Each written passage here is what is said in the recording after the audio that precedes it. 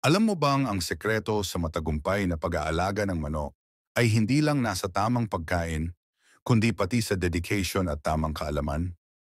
Sa pag-aalaga ng manok, hindi sapat ang basta nagpapakain lang. Kailangan ng tiyaga, malasakit at tamang sistema.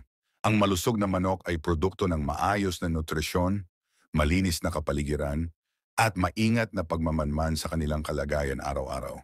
Ang bawat breeder ay may kanya-kanyang diskarte, pero ang pinaka-epektibo ay ang pagsunod sa tamang batayan ng pangangalaga. Ang tamang pagkain ay pundasyon ng malakas na resistensya ng manok. Bigyan sila ng balanseng diet na may tamang dami ng protina, bitamina at mineral. Hindi lang ito nagpapalakas ng kanilang katawan, kundi pinapababa rin ang tiyansa ng pagkakasakit. Tandaan, ang mahinang resistensya ay maaaring magdulot ng matinding problema sa iyong buong alagang manok. Pero hindi lang pagkain ang dapat pagtuunan ng pansin.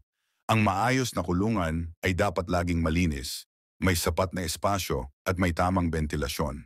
Ang malinis na kapaligiran ay nagbabawas ng stress at nagpapalakas ng kanilang kalusugan.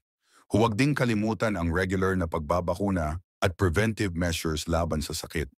Mas mabuti ng maagapan kaysa magsisi sa huli.